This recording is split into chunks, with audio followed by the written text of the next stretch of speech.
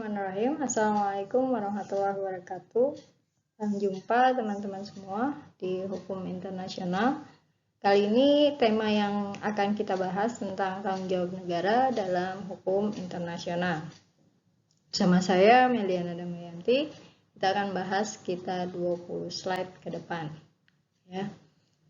Silahkan disiapkan catatannya karena akan banyak contoh-contoh yang nanti saya berikan tetapi tidak ada di dalam slide, ya. Baik, kita lanjutkan saja. Konten yang akan saya sampaikan dalam pertemuan kali ini, yang pertama adalah terkait pengertian, tentu saja, gitu ya, karena apa yang akan kita bicarakan itu tidak akan lepas dari pengertian yang diberikan, gitu ya. Kemudian yang kedua, macam-macam pertanggungjawaban negara dalam hukum internasional. Kemudian ada pengecualian pertanggungjawaban negara. Yang pertama terkait pengertian. Nah, secara umumnya negara itu bertanggung jawab dalam hukum internasional untuk perbuatan atau tindakan yang bertentangan dengan kewajiban internasional dari negara itu, ya. Jadi dia bertanggung jawab atas mengamati, gitu ya, memberikan, dia punya kewajiban moral, gitu ya, terhadap apa saja tindakan atau perbuatan yang bertentangan dengan kewajiban internasional. Jadi nanti kita lihat, gitu ya, apa saja yang tindakan yang bertentangan, gitu ya, yang bisa disikapi oleh negara tersebut. Komisi Hukum Internasional, International Law Commission atau ILC, telah membahas persoalan tanggung jawab negara ini sejak tahun 1956. Namun pada 2001 berhasil merumuskan rancangan pasal-pasal tentang tanggung jawab negara karena perbuatan yang dipersalahkan menurut hukum internasional, gitu ya. Jadi nanti akan ada kriteria, gitu ya, kriteria tindakan-tindakan yang masuk dalam kejahatan internasional. Nah, ini masuk dalam draft Article of Responsibility of State for Internationally Wrong Acts, gitu ya, yang kemudian diedarkan oleh Majelis Umum PBB. Oke, dari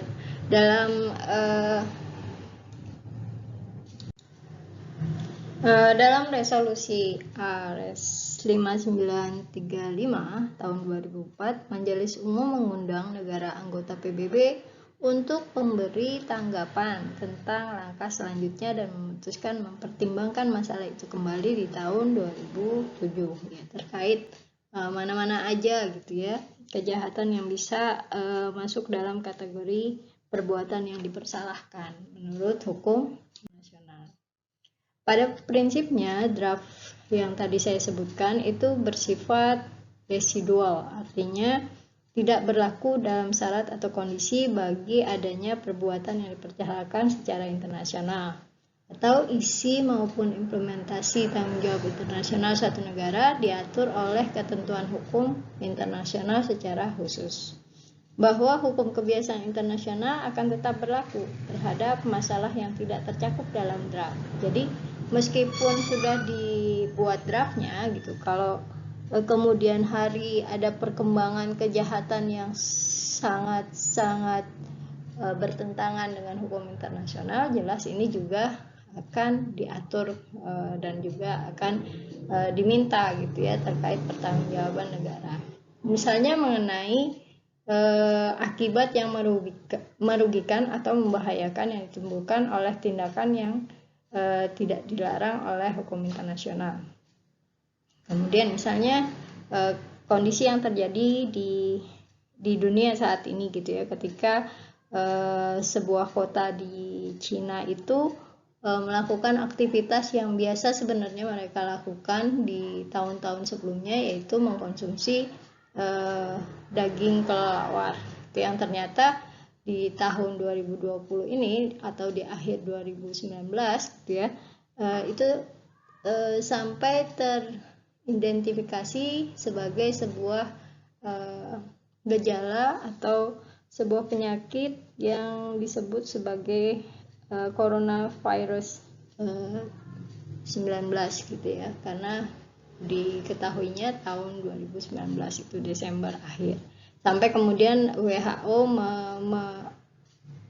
menyebutkan sebagai sebuah pandemik karena dilihat sudah menjangkau sampai beberapa epicentrum gitu ya. Terakhir itu epicentrum ke Amerika dan ini sedang bergeser ke Amerika Selatan, bahkan ke Afrika gitu ya. Jadi mereka masih terus ada, sampai kan Cina pun dipertanyakan gitu ya, bagaimana terkait keamanan mereka terhadap virus tersebut, kenapa bisa muncul dan kenapa bisa tersebar sampai seluruh dunia ya. Kemudian yang ketiga adalah tanpa mengabaikan ketentuan dari Piagam PBB, kewajiban yang tertuang dalam pasal 103 dalam draft ini diutamakan berlakunya adanya kewajiban yang timbul dari perjanjian internasional lainnya. Maksudnya bahwa secara tegas ditentukan ketentuan dalam draft yang tidak mengesampingkan tindakan yang diambil oleh PBB mengenai pembayaran kompensasi oleh suatu negara. Nah, ini gambaran yang bisa teman-teman lihat gitu ya, bagaimana pertanggungjawaban negara secara hukum internasional kita lihat terhadap orang dan properti asing, kemudian aktivitas di ruang angkasa, serta terkait utang publik. Kita masuk ke bagian yang pertama, yaitu tanggung jawab negara terhadap orang dan properti asing. Negara memiliki hak dan kewajiban untuk memberikan perlindungan kepada warga negaranya yang ada di luar negeri. Nah, keberadaan hak dan kewajiban ini dalam prakteknya sering menimbulkan konflik kepentingan antar negara. Di satu sisi, negara asal yaitu warga negara asing, home state, tentu ingin memberikan perlindungan semaksimal mungkin pada warga negaranya berada di luar negeri. Di sisi lain, negara yang dimana warga negara asing itu berada ingin melaksanakan yurisdiksi teritorialnya, melindungi kepentingan warga yang juga negaranya yang kemungkinan dirugikan oleh tindakan warga negara asing yang ada di negaranya tanpa campur tangan pihak manapun. Contohnya yang terjadi ketika beberapa hari yang lalu gitu ya, warga negara Amerika itu tertangkap karena melakukan pedofilia gitu ya, melakukan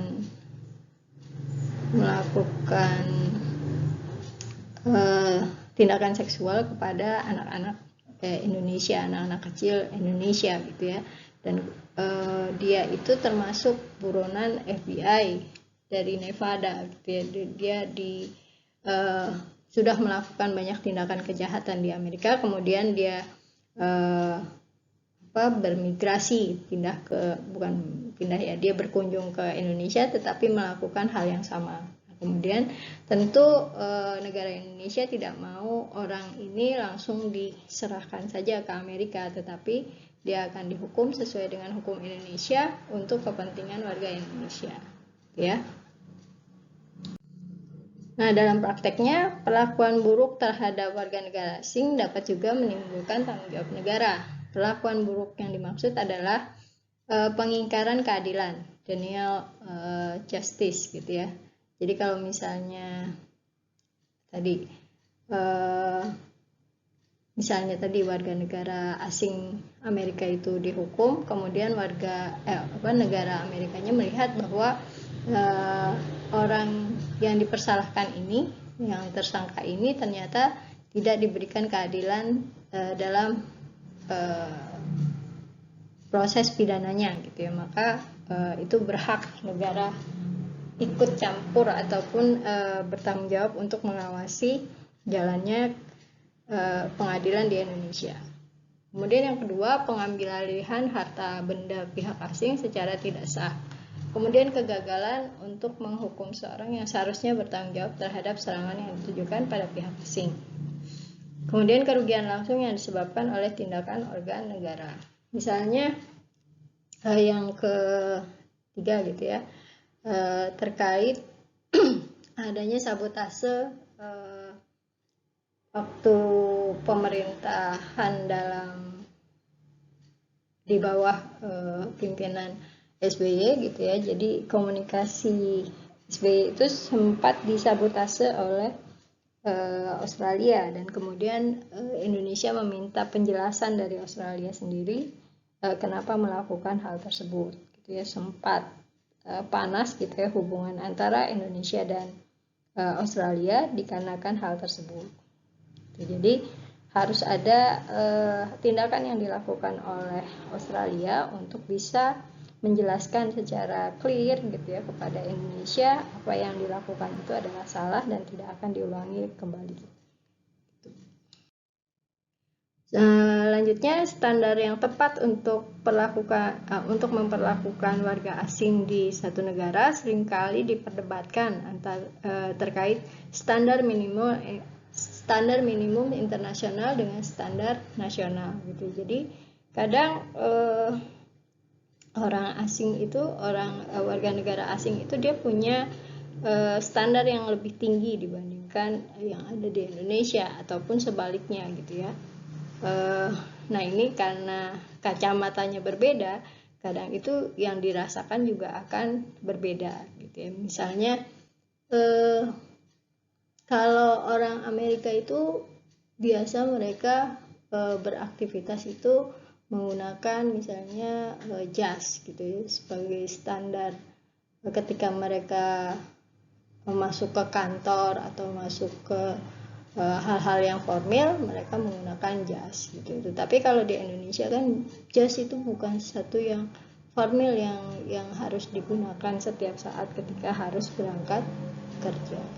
Jadi standar-standar ini yang kadang tidak sama gitu ya dengan yang ada di secara nasional, standar yang ada secara nasional. Nah, negara maju ini biasanya menginginkan warganya diperlakukan sesuai standar minimum internasional terlepas dari bagaimana satu negara memperlakukan warganya sendiri. Nah, manakala standar minimum tidak sesuai atau terpenuhi, akan muncul tanggung jawab internasional. Arti standar di sini tidak hanya standar hukumnya, tetapi juga standar penegakan hukumnya, yaitu perlindungan efektif menurut hukum internasional. Untuk negara berkembang sendiri serta negara dunia ketiga, paling tidak standarnya sesuai dengan standar nasionalnya menurut pandangan negara tersebut. Warga negara asing tidak berhak mendapat lebih dari standar nasional yang sudah disepakati. Jadi kalau misalnya standarnya kita itu mendapat pelayanan kesehatan berdasarkan BPJS masuk ke dalam ruang kelas ketiga atau kedua, maka ya samalah warga negara asing juga akan mendapatkan standar yang sudah disepakati. Dengan alasan kehadiran warga negara asing di satu negara, artinya warga negara tersebut tunduk dan patuh kepada aturan yang ada di negara tersebut. Negara teritorial bertanggung jawab hanya bila terjadi diskriminasi dengan warga setempat. Baik, lanjutnya menyangkut nasionalisasi aset asing oleh pemerintah satu negara terhadap pemilikan asing yang menimbulkan kerugian bagi mereka. Menurut hukum kebiasaan asing adalah ilegal, kecuali bila dilakukan dengan memberikan ganti rugi dengan proper atau adequate efektif, artinya sesuai gitu ya, sesuai ganti ruginya. Nasionalisasi adalah sah merupakan tindakan dari negara berdaulat asalkan memenuhi standar adanya ganti rugi menurut hukum kebiasaan internasional dan dilakukan untuk kepentingan publik serta tidak ada diskriminasi. Kemudian di bagian yang selanjutnya yaitu terkait ruang angkasa. Aktivitas ruang angkasa dianggap sebagai aktivitas yang beresiko tinggi, sehingga negara selalu dianggap bertanggung jawab secara absolut atau mutlak terhadap segala kerugian yang muncul dari aktivitas tersebut di permukaan bumi maupun di ruang udara. Tanggung jawab absolut ini artinya pihak yang dirugikan tidak perlu membuktikan letak kesalahan pihak tergugat penyebab terjadinya kerugian. Jadi akan kelihatan gitu ya. Jadi nggak perlu dibuktikan karena memang sudah terlihat secara real kerugiannya seperti apa. Nah, prinsip tanggung jawab absolut ini akan sulit bagi penggugat yang membuktikan di mana letak kesalahan pembuat kerugian. Mengingat aktivitas ruang angkasa adalah aktivitas dengan teknologi tinggi yang sangat sulit dipahami oleh orang awam. Tanggung jawab absolut ini juga berarti bahwa negara dianggap tahu dan seharusnya tahu terhadap segala aktivitas ruang angkasa yang terjadi di wilayahnya, siapapun pelakunya, negaranya sendiri ataupun pihak swasta. Misalnya, kalau teman-teman pernah lihat ini ya, balon besar gitu ya untuk promosi gitu ya. Kalau di Jakarta itu banyak balon besar di misalnya developer sebuah rusun atau apartemen gitu ya, mereka akan mendirikan atau menerbangkan sebuah balon besar untuk memberitahukan bahwa ada kegiatan di sekitar situ. Misalnya welcome to Jakarta, ini adalah rusun Cikarang gitu atau lainnya gitu ya. Hal tersebut kalau misalnya balonnya terbang gitu, itu biasanya pengikatnya banyak karena kan angin semakin di atas itu semakin kencang ya. Jadi dia harus pastikan bahwa apa yang dia terbangkan itu tidak membahayakan penerbangan nasional maupun internasional.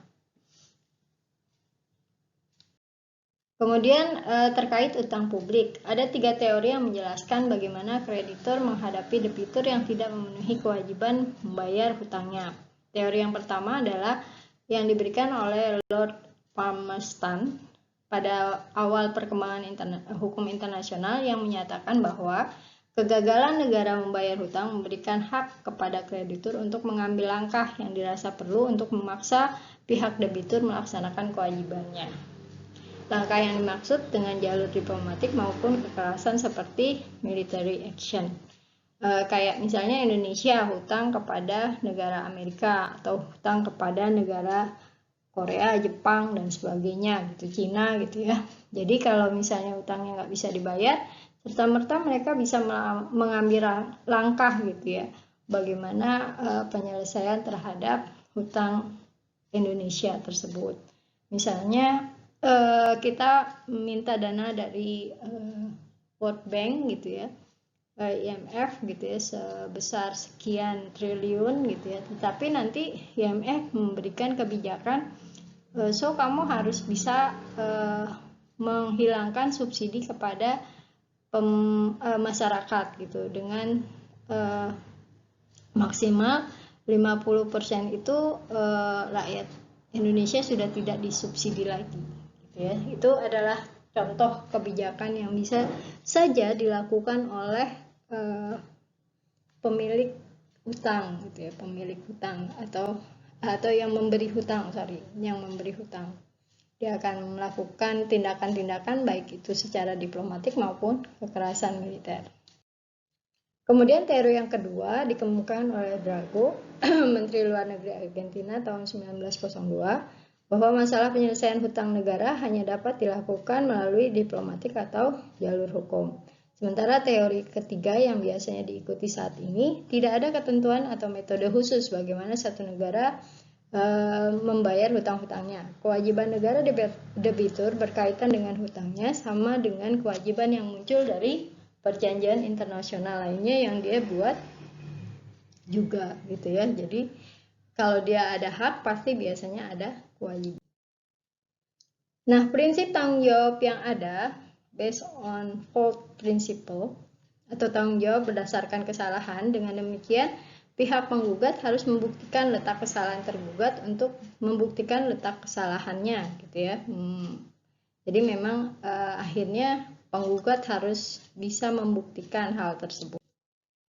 Nah, pendekatan pertanggungjawaban untuk warga negara asing mendapat perlakuan yang sama dengan warga setempat secara umum gitu ya, baik secara umum menurut undang-undang internasional. Jadi dia maksudnya warga negara asing itu berhak hidup, berhak mendapatkan penghidupan yang layak gitu, berhak mendapatkan terkait makannya, kemudian sandangnya, pakaiannya gitu ya, keamanan dan juga kesehatannya. Nah itu paling tidak itu yang umum yang dirasakan dimanapun warga negara asing itu berada, termasuk kita Indonesia, warga negara Indonesia yang ada di negara lain. Kemudian yang kedua, tanggung jawab negara akan diminta jika terjadi pelanggaran hak asasi manusia atau hak-hak fundamental seperti yang saya tadi ceritakan. Kalau mereka hak hidupnya nggak ada gitu ya, tiba-tiba dia dikejar-kejar oleh seseorang yang ternyata itu adalah kelompok pemberontak dan sebagainya. Nah ini negara akan dimintai gitu ya, negara tempat dia tinggal saat itu akan dimintai, bagaimana kok nggak bisa melindungi warga negara saya gitu dan sebagainya. Atau misalnya ada pembajak, pirate gitu ya, pembajakan gitu sebuah tempat ataupun sebuah kendaraan. Nah, ini pengecualian tanggung jawab gitu ya. Jadi dari sekian tanggung jawab yang bisa dibebankan kepada sebuah negara, ternyata ada juga pengecualian yang diberikan terhadap tanggung jawab sebuah negara. Artinya dia bebas dari tuntutan. Yang pertama adanya penerapan sanksi atas dasar hukum internasional. Kemudian ada force majeure. Force majeure ini kondisi yang tidak bisa diperhitungkan sebelumnya. Misalnya bencana alam, misalnya pas kita lagi di Thailand, tiba-tiba ada tsunami di lautnya Thailand gitu. Laut Thailand itu beberapa cukup terkenal gitu ya. Jadi pas kita di pantai, kemudian kita terkena tsunami, akhirnya kan mati gitu ya. Nah, ini termasuk dalam force majeure gitu ya. Kemudian kepentingan nasional, adanya kepentingan nasional. Jadi kepentingan nasional misalnya saya pengen pergi ke sebuah negara, nah ternyata negara itu pengen menolak saya karena satu kondisi tertentu. Saya nggak tahu alasannya apa gitu, dan kita nggak perlu tahu kenapa mereka menolak kita. Jadi kalau misalnya kita nggak diizinkan, kayak kita masuk ke rumah orang aja gitu ya, kita tok-tok dulu kan. Kalau ternyata orang rumahnya tidak berkenan kita untuk masuk, ya jangan marah. Memang dia nggak mau menerima kita, ya sudah gitu, kita pulang gitu. Seperti itu juga yang terjadi ketika misalnya kita mau pergi ke sebuah negara, negaranya menolak kita. Nah itu ya tinggal pulang aja ke negerinya sendiri. Ya, karena mungkin ada kepentingan nasional. Kayak misalnya ketika karena ada kondisi tertentu, gejolak di dalam negerinya di Thailand waktu itu, jadi warga negara asing itu dilarang untuk masuk ke negara Thailand karena kondisi Thailand, perpolitikan Thailand yang masih panas gitu ya. Jadi mereka nggak boleh masuk. Jadi kalaupun misalnya Devina memaksa masuk padahal sudah ada peringatan sebelumnya, maka ketika terjadi sesuatu kepada Devina dilepas tanggung jawab negara tersebut. Jadi kalau dibilang ada perpolitikannya sedang tidak sehat atau sedang bertikai, maka jangan masuk ke negara tersebut, karena nanti kalau ada apa-apa ya tanggung sendiri akibatnya. Kayak misalnya yang terjadi di Amerika Serikat, rasisme itu ya, George Floyd itu, kemudian beberapa negara bagian mulai melakukan protes-protes gitu ya, aksi-aksi protes. Nah kemudian kan kedutaan besar Indonesia untuk beberapa negara bagian itu, ya terutama yang di Amerika, mereka mengatakan warga negara Indonesia jangan ikut dalam demo-demo mereka karena kita warga negara asing gitu ya di negara tersebut, yang artinya sudah ada peringatan dari hal tersebut, kemudian kita melakukan, maka negara berlepas tangan dari tanggung jawab apa yang terjadi nanti kepada warga negara Indonesia yang kebetulan ikut demo rasisme di negara tersebut. Gitu ya. Ini penerapan sanksi atas dasar hukum internasional.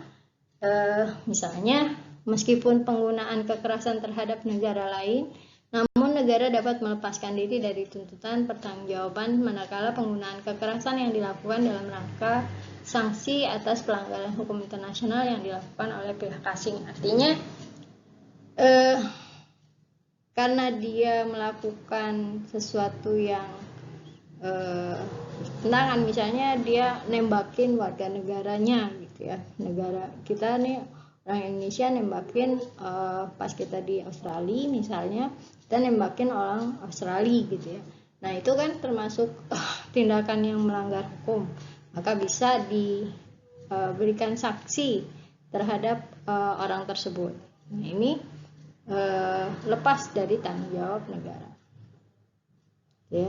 Kemudian dalam bab 7, Piagam PBB merupakan dasar hukum yang kuat untuk mengizinkan digunakannya kekerasan secara kolektif atas nama PBB terhadap satu negara untuk menghentikan pelanggaran hukum internasional yang dilakukan oleh negara tersebut. Misalnya pembajakan terhadap kapal yang membawa bantuan peralatan kesehatan gitu ya.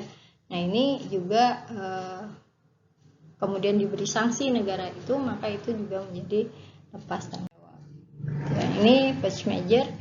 Nah ini contohnya, negara A membuat kontrak dengan negara B untuk menyelesaikan proyek bangunan dengan jangka waktu tertentu. Sayang sekali menjelang penyerahan proyek terjadi bencana alam sehingga rusaklah proyek tersebut. Maka negara A berdasarkan first measure dibenarkan meminta penanggungan penyerahan tanpa ada tuntutan pertanggungjawaban keterlambatan. Kemudian untuk kepentingan nasional, doktrin state necessity agak sulit dibedakan dengan force majeure. Namun demikian, pada umumnya negara tidak memiliki pilihan lain. Apa yang dilakukan negara merupakan satu-satunya jalan yang dapat dilakukan negara untuk menyelamatkan kepentingan esensial atau kepentingan yang utama terhadap bahaya yang lebih besar. Misalnya ketika adanya COVID-19 pada saat awal tahun 2020, kita masuk di Indonesia itu bulan Maret gitu ya. Kemudian baru ada penyikapan dari pemerintah untuk menolak warga negara asing masuk ke Indonesia. Walaupun di Juni ini pemerintah sudah siap menerima 500 tenaga kerja asing yang akan masuk di daerah Sulawesi gitu ya. Ya harus siap dengan nanti konsekuensinya seperti apa. Konsekuensi yang kebetulan sedang COVID ini gitu ya. Kalau tiba-tiba kita sudah nomor 1 di Asia Tenggara dengan jumlah sekitar 42 ribu orang yang sudah terinfeksi COVID-19 di bulan Juni ini. Gitu ya. Kira-kira itu saja yang ingin saya sampaikan pada pertemuan kali ini. Dan seperti biasa, jika ada pertanyaan dari rekan-rekan semua, saya persilakan menggunakan ruang forum yang sudah tersedia. Demikian saya akhiri. Wassalamualaikum warahmatullahi wabarakatuh.